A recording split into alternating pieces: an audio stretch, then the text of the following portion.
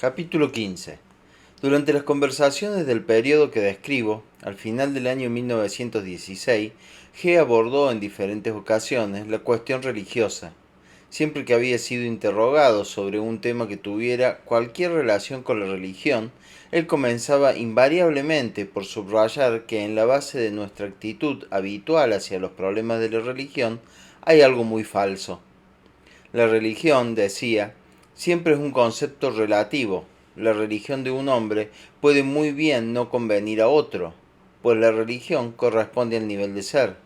Quiero decir que la religión de un hombre que tiene cierto nivel de ser puede muy bien no convenir a otro hombre a otro nivel de ser.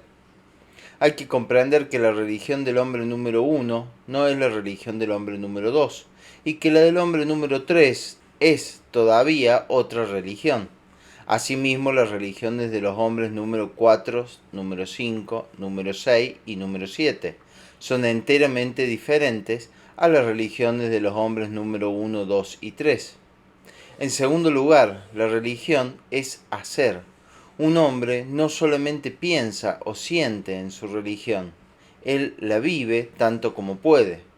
De otro modo, no es religión, sino fantasía o filosofía. Quiéralo o no, muestra su actitud hacia su religión por sus actos, y no puede mostrarla sino por sus actos. Por lo tanto, si sus actos son contradictorios a lo que su religión le pide, él no puede afirmar que pertenece a esta religión. La gran mayoría de las personas que se llaman cristianas no tienen derecho a ese título, pues no solamente no siguen los mandamientos de su religión, sino que ni siquiera parecen sospechar que estos mandamientos deben ser acatados. La religión cristiana prohíbe el asesinato, y todos los progresos que hemos hecho son progresos en la técnica del asesinato, en el arte de la guerra. ¿Cómo podemos llamarnos cristianos? Nadie tiene derecho a llamarse cristiano si no cumple en su vida con los preceptos de Cristo. Un hombre puede decir que desea ser cristiano si se esfuerza por cumplir estos preceptos.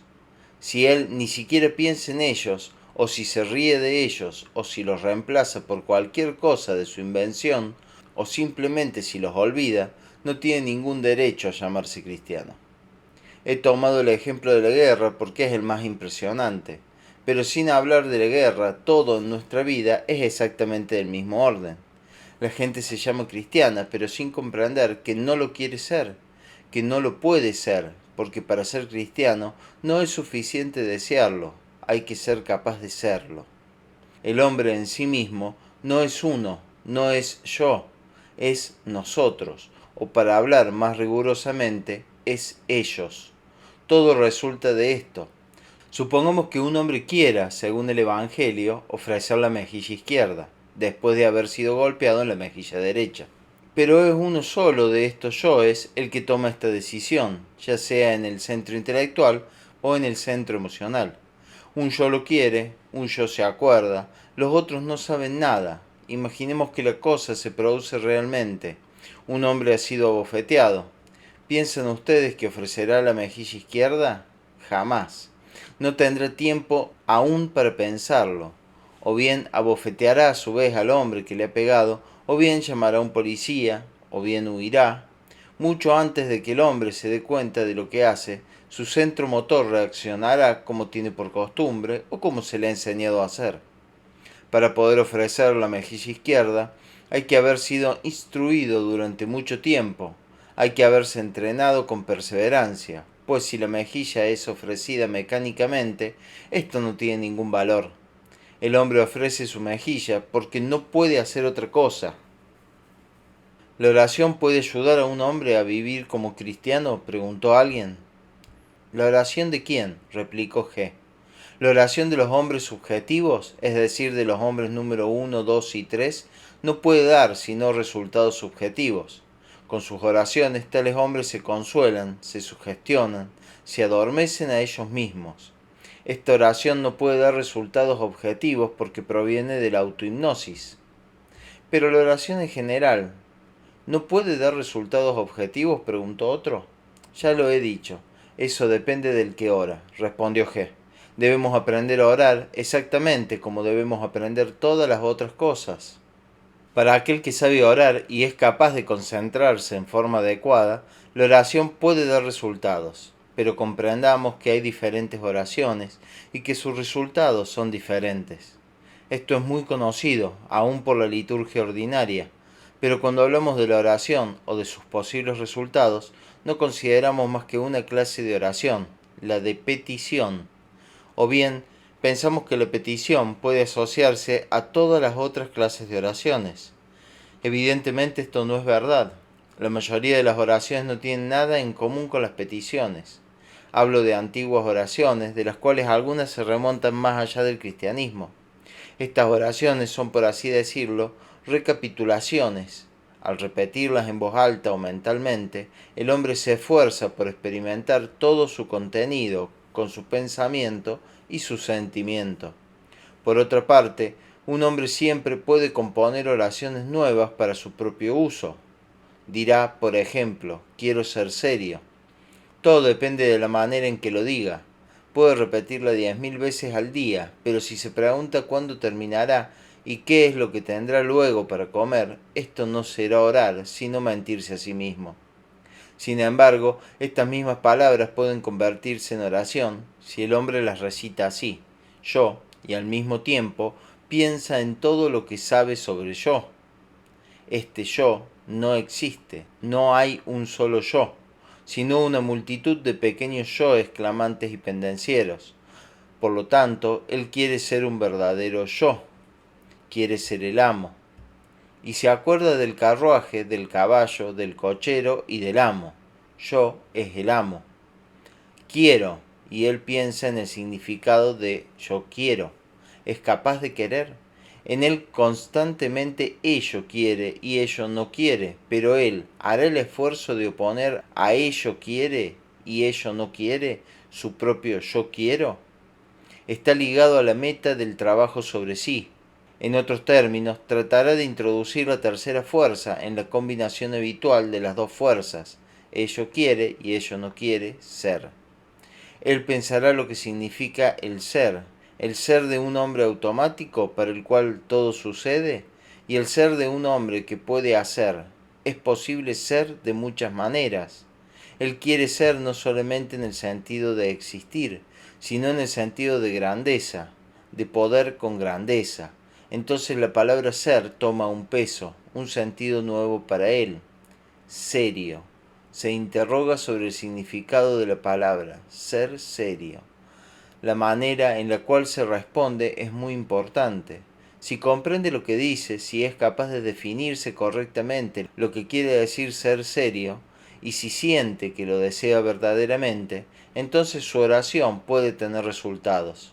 Primeramente puede recibir una fuerza, luego podrá más a menudo darse cuenta en qué momentos no es serio, y por último tendrá menos trabajo en vencerse a sí mismo.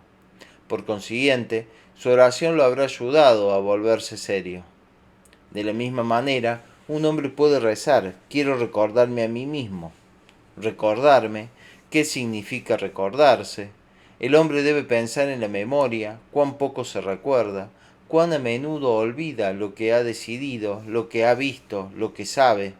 Toda su vida cambiaría si él pudiera recordarse. Todo el mal proviene de sus olvidos. Yo mismo, de nuevo, vuelve sobre sí.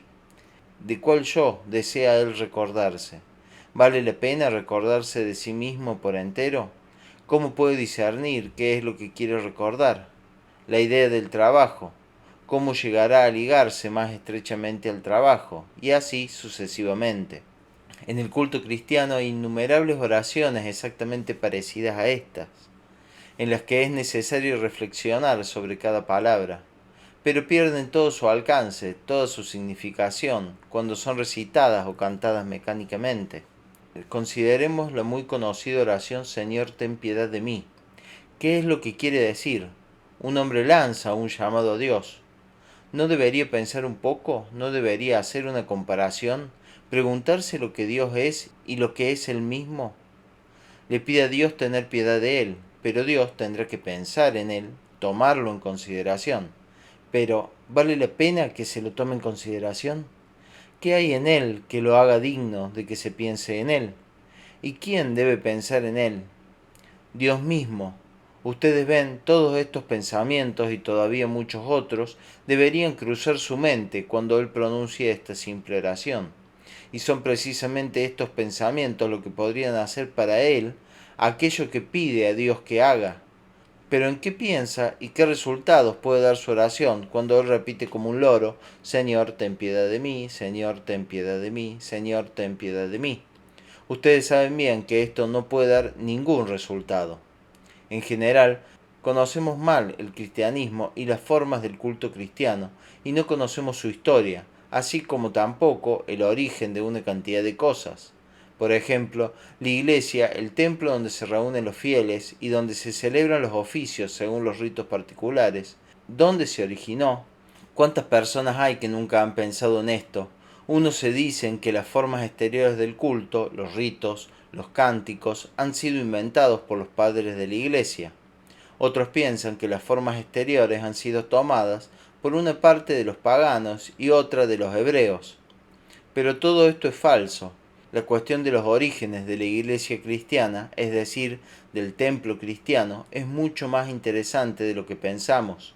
Primeramente la iglesia y su culto, en la forma en que se representaban en los primeros siglos, era la iglesia cristiana.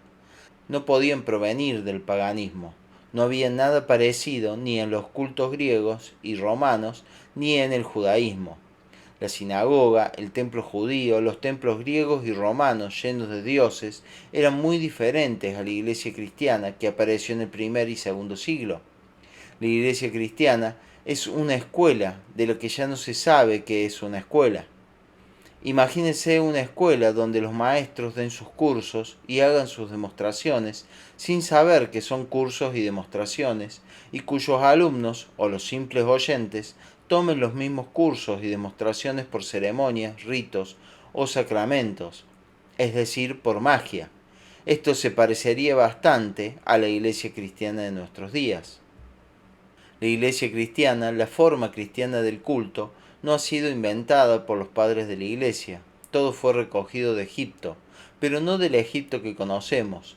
Todo ha sido recogido tal cual de un Egipto que no conocemos. Este Egipto estaba en el mismo lugar que el otro, pero existía desde mucho tiempo antes y no se confundía con el otro.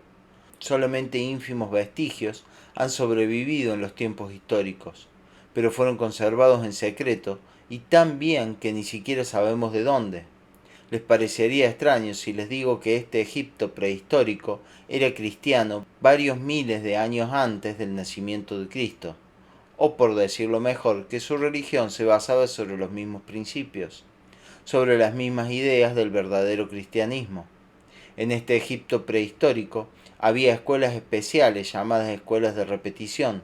En estas escuelas, en fechas fijas y en alguna de ellas en todos los días, se daban bajo formas condensadas repeticiones públicas del curso completo de las ciencias que se enseñaban en ellas. Las repeticiones duraban a veces una semana entera, a veces un mes. Gracias a estas repeticiones, los que habían seguido los cursos mantenían contacto con la escuela y podían así retener todo lo que habían aprendido. Algunos venían de muy lejos para asistir a estas repeticiones y volvían a partir con un nuevo sentimiento de pertenecer a la escuela. En el transcurso del año, varios días especiales eran consagrados a repeticiones muy completas, que se desenvolvían con una solemnidad particular, y estos días tenían un sentido simbólico. Estas escuelas de repetición sirvieron de modelo a las iglesias cristianas. En las iglesias cristianas, las formas del culto representaban casi enteramente el ciclo de repetición de las ciencias que tratan del universo y del hombre. Las oraciones individuales, los himnos, el responso, todo tenía un sentido propio en estas repeticiones, así como las fiestas y todos los símbolos religiosos, pero su significado se ha perdido desde hace mucho tiempo. Luego G nos dio algunas explicaciones muy interesantes sobre las diversas partes de la liturgia ortodoxa. Desgraciadamente nadie tomó notas y no quiero ponerme a reconstruirlo de memoria.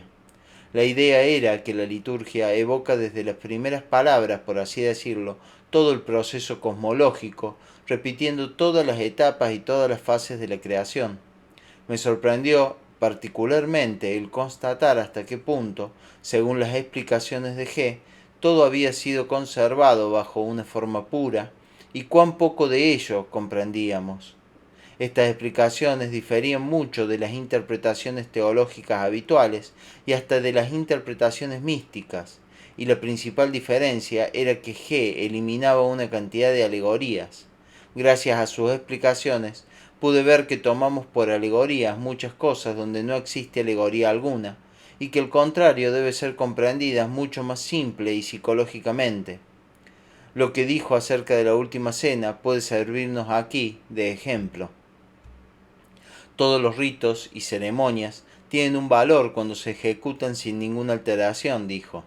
Una ceremonia es un libro donde están escritas 1000 cosas. Quien quiera que comprenda podrá leerlo. A menudo un solo rito tiene más contenido que 100 libros. Al precisar lo que se ha conservado hasta nuestros días, G indicó al mismo tiempo lo que se había perdido y se había olvidado. Habló de las danzas sagradas que acompañaban los servicios en los templos de repetición y que hoy en día están excluidas del culto cristiano. Habló también de diversos ejercicios y posturas que corresponden especialmente a las diferentes oraciones, es decir, a las diferentes formas de meditación. Explicó cómo se podía adquirir un control sobre la respiración e insistió en la necesidad de ser capaz de tensar o de relajar a voluntad cualquier grupo de músculos, o los músculos de todo el cuerpo. En fin, nos enseñó muchas cosas relacionadas, por así decirlo, con la técnica de la religión. Un día, con referencia a la descripción de un ejercicio de concentración en el cual se trataba de llevar la atención de una parte del cuerpo hacia otra, G preguntó: cuando ustedes pronuncian la palabra yo en voz alta, ¿pueden notar dónde resuena en ustedes esa palabra? No comprendimos enseguida lo que quería decir, pero algunos de los nuestros comenzaron a notar muy pronto que cuando pronunciaban la palabra yo, tenían la impresión de que esa palabra resonaba en la cabeza. Otros la sentían en el pecho, otros encima de la cabeza, fuera del cuerpo. Debo decir aquí que por mi parte yo era totalmente incapaz de provocar esta sensación en mí y que tenía que referirme a los otros. Al escuchar todas nuestras conversaciones, G dijo que un ejercicio de este género se había conservado hasta nuestros días en los monasterios del monte Athos. Un monje se mantiene en una cierta posición, ya sea arrodillado o de pie, los brazos en alto, con los codos en ángulo, y dice ego en voz alta y sostenida, escuchando a la vez dónde resuena esta palabra. La meta de este ejercicio es la de hacerle sentir su yo cada vez que piensa en sí mismo, y de hacer pasar su yo de un centro a otro. G recalcó varias veces la necesidad de estudiar esta técnica olvidada, porque dijo que sin ella es imposible obtener resultado alguno en el camino de la religión. Aparte, claro está, de resultados puramente subjetivos. Recuerden, dijo, que toda religión verdadera, hablo de aquellas que fueron creadas por hombres realmente sabios con una meta precisa, está compuesta de dos partes. La primera enseña lo que debe ser hecho. Esta parte recae en el dominio de los conocimientos generales y se corrompe con el tiempo a medida que se aleja de su origen. La otra parte enseña cómo hacer lo que enseña la primera. Esta segunda se conserva secretamente en ciertas escuelas, y con su ayuda siempre se puede rectificar lo que ha sido falseado en la primera parte o restaurar lo que ha sido olvidado. Sin esta segunda parte no puede haber conocimiento de la religión, o en todo caso, este conocimiento permanece incompleto y muy subjetivo. Esta parte secreta existe en el cristianismo como en todas las religiones auténticas y enseña cómo seguir los preceptos de Cristo y lo que significan realmente. Debo todavía mencionar una conversación sobre los cosmos. Veo aquí una relación con las ideas de Kant sobre el fenómeno y el noúmeno, le dije a G. Además es aquí donde está todo el asunto. La Tierra, como cuerpo tridimensional, es el fenómeno, y como cuerpo hexadimensional es el noúmeno. Es cierto, respondió G. Agréguele solamente la idea de escala. Si Kant hubiera introducido la idea de escala en su filosofía, muchos de sus escritos tendrían valor. Es la única cosa que le faltó. Al escuchar a G, pensaba que Kant hubiera quedado muy sorprendido de oír esta sentencia, pero la idea de escala me era muy familiar. Me di cuenta de que al tomarla como punto de partida era posible encontrar muchas cosas nuevas e inesperadas en aquellos que creemos conocer. Cerca de un año más tarde, al desarrollar la idea de los cosmos, considerados en su relación con los problemas del tiempo, obtuve una tabla del tiempo en los diferentes cosmos que examinaremos más tarde. Al hablar un día de la coordinación de todas las cosas en el universo, G se detuvo especialmente en la cuestión de la vida orgánica sobre la Tierra. Para la ciencia ordinaria, dijo, la vida orgánica es una especie de apéndice accidental que viola la integridad de un sistema mecánico. La ciencia ordinaria no la liga a nada y no saca ninguna conclusión del hecho de su existencia. Pero ustedes ya deberían haber reconocido que no hay y que no puede haber nada accidental ni inútil en la naturaleza. Cada cosa tiene su función precisa y sirve a un propósito definido. Así la vida orgánica es un eslabón indispensable en la cadena de los mundos. Esta no puede existir sin ella, tanto como ella misma no podría existir fuera de esta cadena.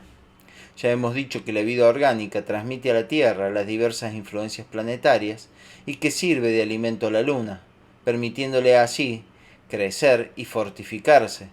Pero la Tierra también crece, y no en volumen, sino en conciencia y receptividad. Las influencias planetarias que le bastaban en cierto periodo de su existencia se tornan insuficientes. Necesita influencias más sutiles. Para recibir estas influencias más sutiles, necesita un aparato receptor también más sutil. La vida orgánica debe entonces evolucionar para adaptarse a las necesidades de los planetas y de la Tierra. Asimismo, en tal o cual periodo, la Luna puede satisfacerse del alimento de una cierta calidad que le trae la vida orgánica, pero llega un momento en que este alimento deja de satisfacerla y ya no puede asegurar su crecimiento. Desde ese momento, la Luna comienza a tener hambre. La vida orgánica debe estar en condiciones de saciar este hambre. De otro modo, no cumple su función, no responde a su propósito. Esto significa que para responder a su propósito, la vida orgánica debe evolucionar y mantenerse al nivel de las necesidades de los planetas, de la Tierra y de la Luna. El rayo de creación, tal como lo hemos tomado del absoluto a la Luna, es como la rama de un árbol. Es una rama que crece.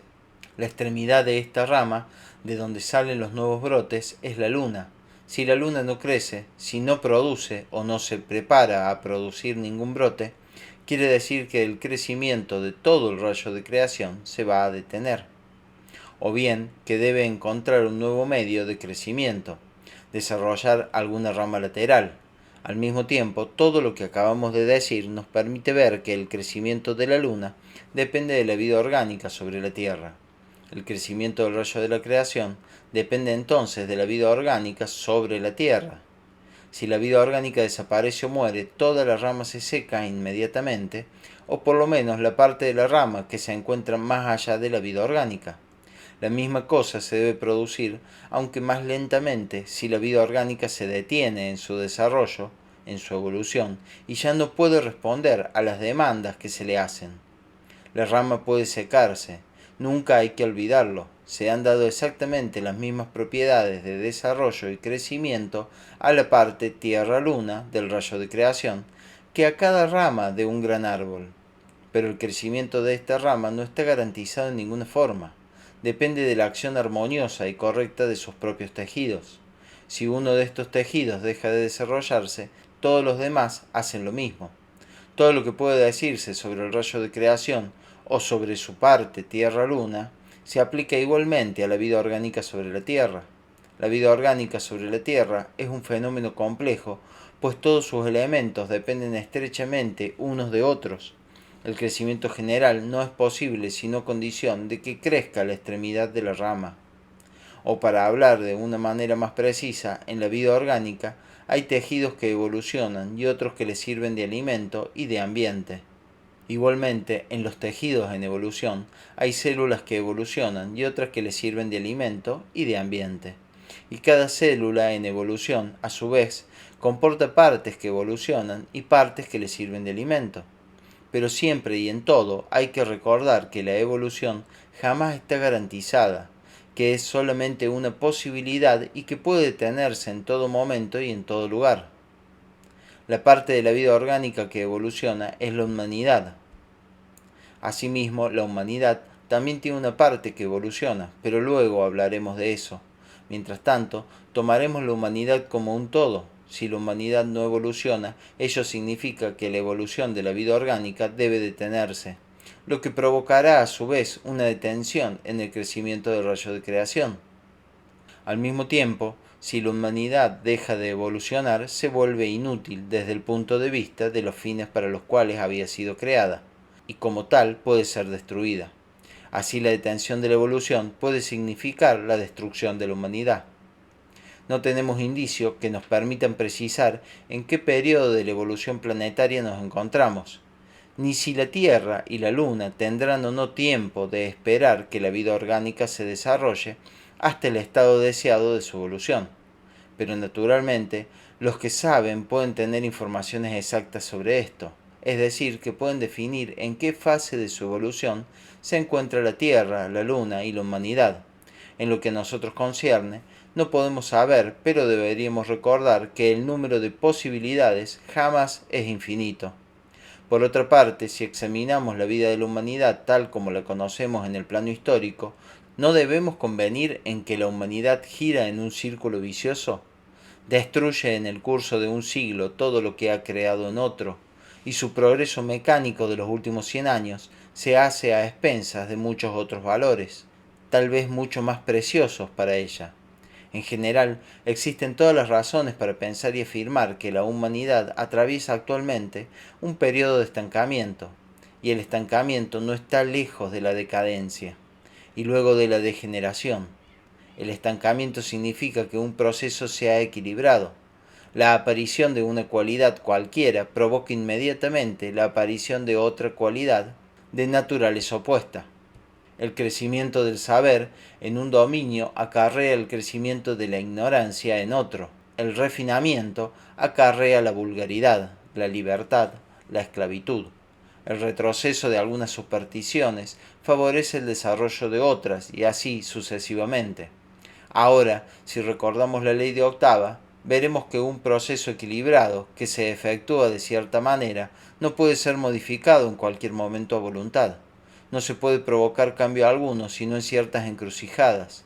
En estas encrucijadas nada se puede hacer.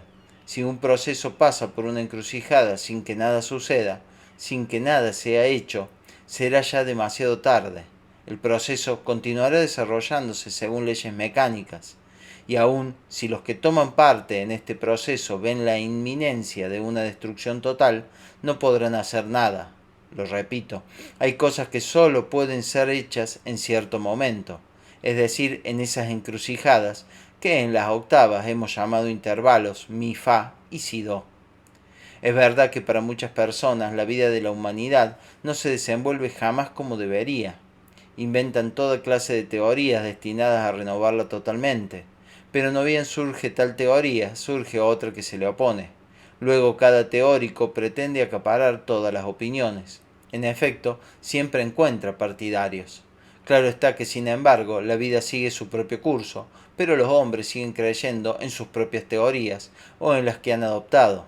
Siguen creyendo que es verdaderamente posible hacer algo, y todas sus teorías son completamente fantásticas, sobre todo porque no toman en cuenta lo más importante, el papel tan secundario que desempeña la humanidad y la vida orgánica en el proceso cósmico.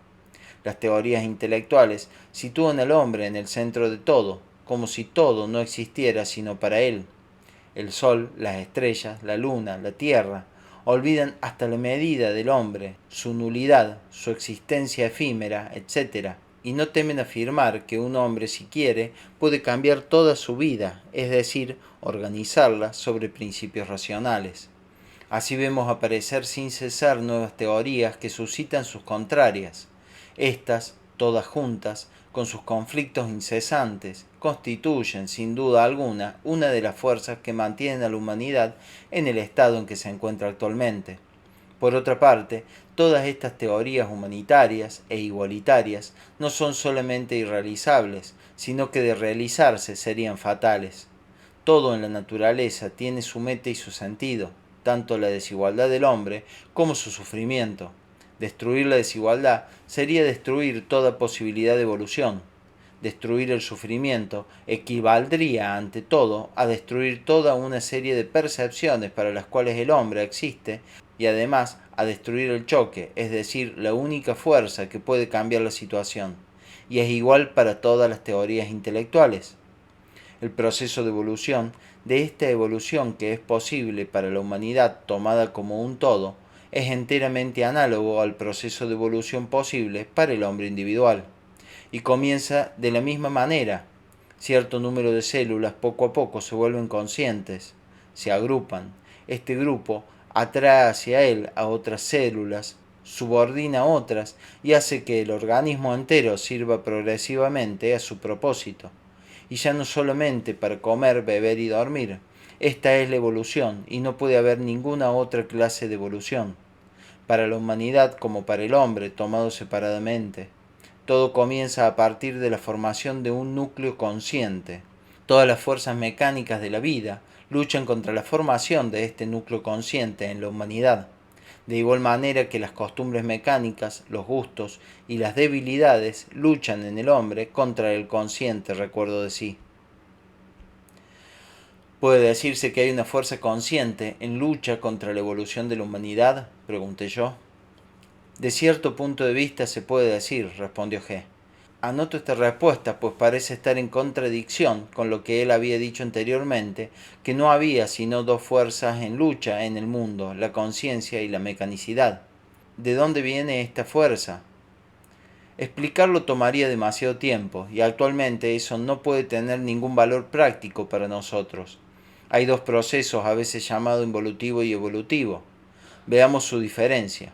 Un proceso involutivo comienza conscientemente en el absoluto, pero en la etapa siguiente ya es mecánico y cada vez se torna más y más mecánico. Por el contrario, un proceso evolutivo comienza semiconscientemente y se vuelve cada vez más y más consciente a medida que se desarrolla. Pero en ciertos momentos, la conciencia también puede aparecer en el proceso involutivo bajo la forma de oposición consciente al proceso de evolución. ¿De dónde viene esta conciencia? Naturalmente del proceso evolutivo. Este debe proseguirse sin interrupción. Cada detención tiene el efecto de quebrar el proceso fundamental. Estos fragmentos dispersos de conciencia que han sido detenidos en su desarrollo también pueden unirse y durante cierto tiempo vivir luchando contra el proceso de evolución. Después de todo, eso solo lo hace más interesante. En vez de una lucha contra fuerzas mecánicas, en ciertos momentos puede haber una lucha contra la oposición intencional de fuerzas realmente muy poderosas, aunque su poder no sea comparable, por cierto, con el poder de las que dirigen el proceso evolutivo.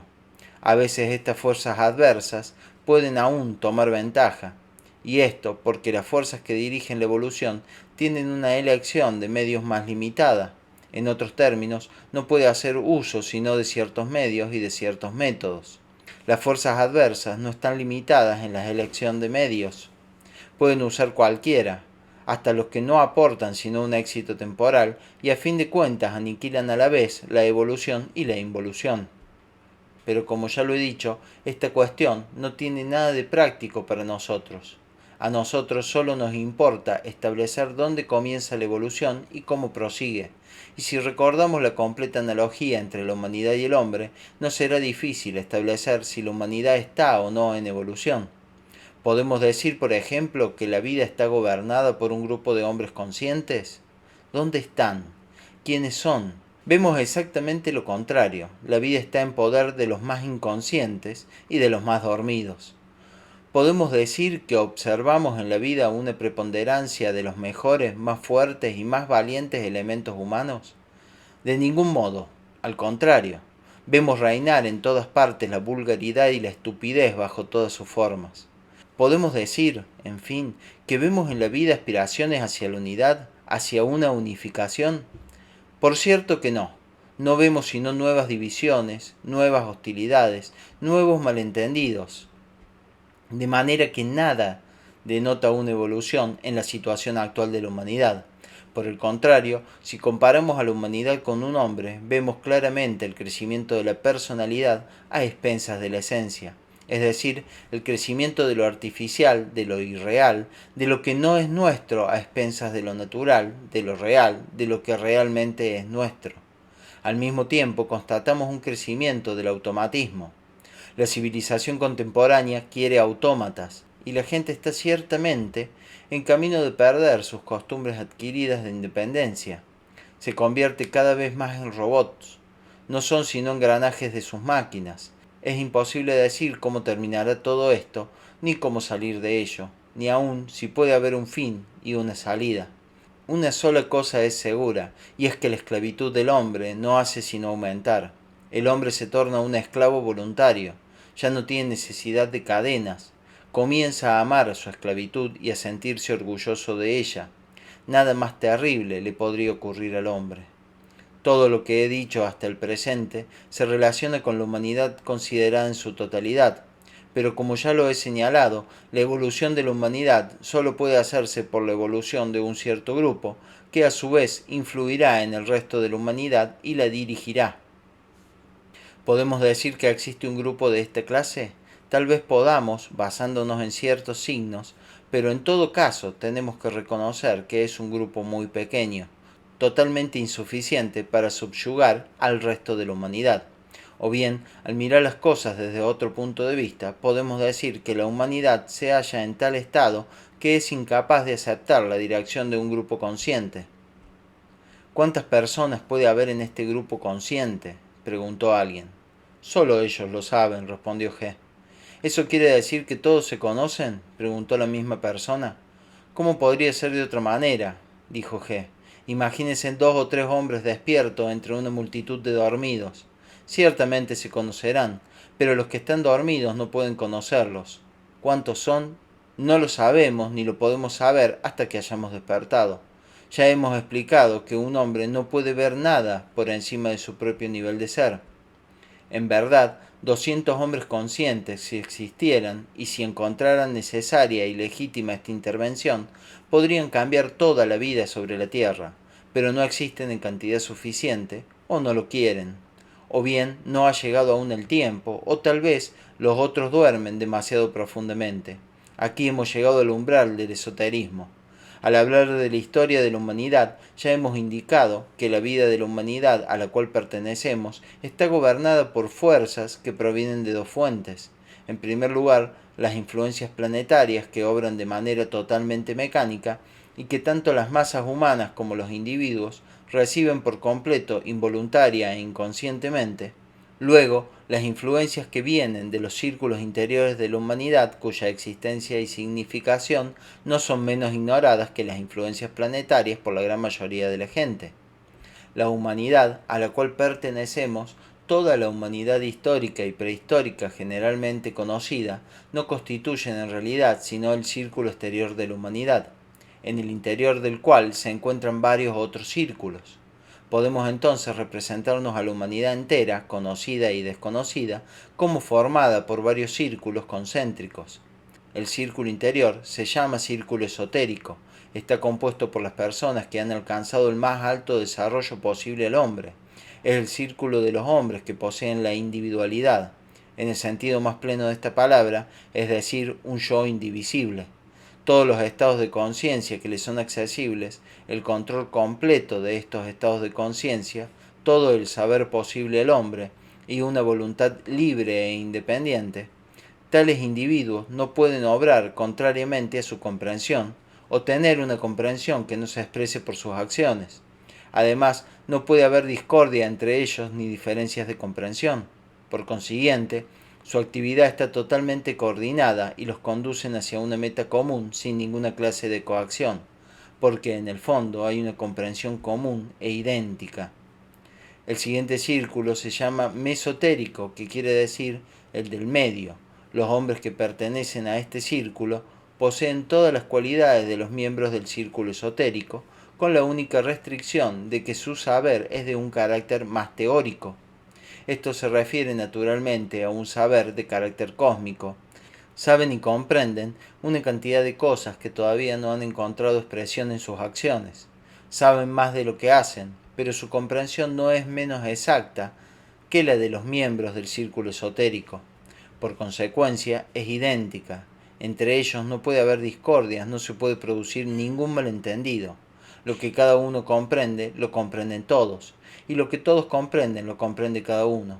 Pero como hemos dicho, esta comprensión, comparada a la del círculo esotérico, es más teórica. El tercer círculo se llama exotérico, es decir, exterior, porque es el círculo exterior de la parte interior de la humanidad. Los hombres que forman parte de este círculo tienen muchos conocimientos comunes con los miembros de los círculos esotérico y mesotérico, pero su saber cósmico es de un carácter más filosófico, es decir, más abstracto que el saber del círculo mesotérico.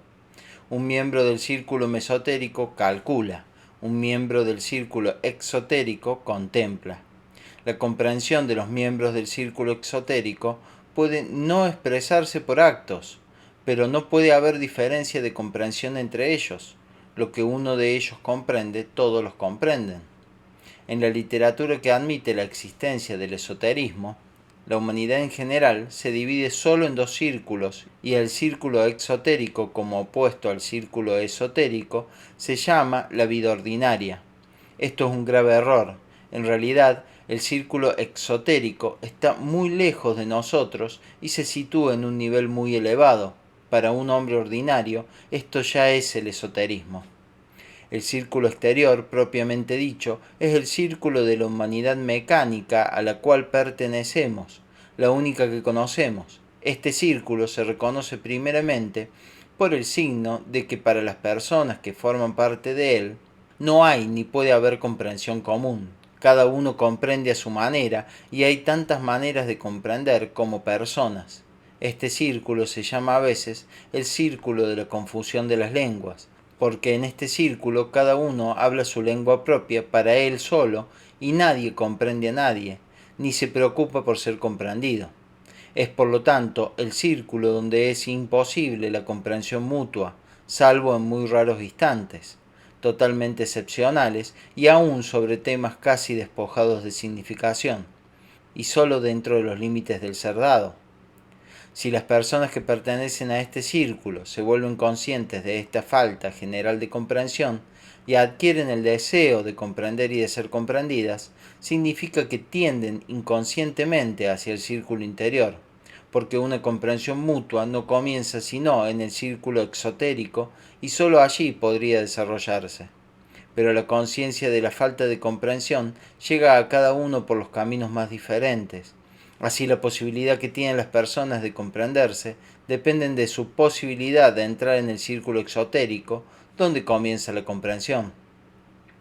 Si nos representamos a la humanidad bajo la forma de 4 círculos concéntricos, nos podemos imaginar 4 puertas en las periferias del tercer círculo, es decir, del círculo exotérico, por los cuales los hombres del círculo mecánico pueden penetrar. Estas 4 puertas corresponden a los 4 caminos que hemos descrito. El primero es el camino del fakir, el camino de los hombres número 1, los hombres del cuerpo físico, entre los cuales predominan los instintos, los sentidos y los impulsos motores, hombres sin mucho corazón ni mente. El segundo es el camino del monje, el camino religioso, el camino de los hombres número 2, es decir, el de los hombres de sentimiento. Ni su mente ni su cuerpo deben ser demasiado fuertes. El tercero es el camino del yogi, es el camino de la mente, el camino de los hombres número 3. Aquí el corazón y el cuerpo no deben ser particularmente fuertes, de lo contrario podrían ser un impedimento para este camino. Pero fuera de estos 3 caminos, que no podrían convenir a todos, hay un cuarto. La diferencia fundamental entre los 3 caminos del fakir, del monje, del yogi y el cuarto es que los 3 primeros están ligados a formas permanentes que han subsistido casi sin cambios en el transcurso de largos periodos históricos. Su base común es la religión. Exteriormente, las escuelas de yogi difieren un poco de las escuelas religiosas y asimismo de las diversas órdenes o cofradías de faquires que han existido a través de la historia y existen todavía en diferentes países. Estos tres caminos tradicionales son caminos permanentes dentro de los límites de nuestros tiempos históricos. Aún existían otros caminos hace 2 o 3 mil años, pero han desaparecido. En cuanto a los que han subsistido hasta nuestros días, eran en este tiempo mucho menos divergentes. El cuarto camino difiere de los antiguos y de los nuevos porque nunca es permanente. No tiene una forma determinada y no hay instituciones sujetas a él. Aparece y desaparece según las leyes que le son propias. El cuarto camino nunca existe sin cierto trabajo de un sentido bien definido. Implica siempre una cierta empresa que de por sí fundamenta y justifica su existencia. Cuando este trabajo terminado, es decir, cuando se ha alcanzado la meta que se proponía, el cuarto camino desaparece. Entendámonos, desaparece de tal o cual lugar, se despoja de tal o cual forma, para reaparecer otra vez en otro lugar y bajo otra forma. La razón de ser de las escuelas del cuarto camino es el trabajo que ejecutan para las empresas que quieren llevar a cabo. Jamás existe por sí misma como escuela, como una meta de educación o de instrucción. Ningún trabajo del cuarto camino requiere ayuda mecánica. En todas las empresas del cuarto camino solo puede ser útil un trabajo consciente. El hombre mecánico no puede proveer un trabajo consciente, de manera que la primera labor de los hombres que emprenden un trabajo semejante es asegurarse asistentes conscientes. El trabajo mismo de las escuelas del cuarto camino puede tomar formas muy variadas y tener sentidos muy diferentes. En las condiciones ordinarias de la vida, la única ocasión de encontrar un camino está en la posibilidad de encontrar un trabajo de este tipo a su comienzo, pero la posibilidad de encontrar un trabajo de esta clase, así como la posibilidad de aprovechar esta ocasión, depende mucho de las circunstancias y de las condiciones. Cuanto más rápido comprende un hombre la meta del trabajo a ejecutarse, tanto más rápido podrá devenirle útil y tanto más rápido le sacará provecho. Pero cualquiera que sea la meta fundamental del trabajo, las escuelas solo existen mientras dure este trabajo. Cuando ha sido llevado a cabo, las escuelas cierran, las personas que originaron este trabajo abandonan la escena. Las que han aprendido cuanto les era posible y han alcanzado la posibilidad de continuar este camino de una manera independiente, emprenden entonces, bajo una u otra forma, un trabajo personal. Pero cuando la escuela cierra, a veces queda cierto número de personas que al haber gravitado alrededor del trabajo han visto el aspecto exterior y lo han tomado por la totalidad del trabajo. Al no tener ninguna duda ni sobre sí mismo ni sobre la justeza de sus conclusiones y de sus comprensiones, deciden continuar.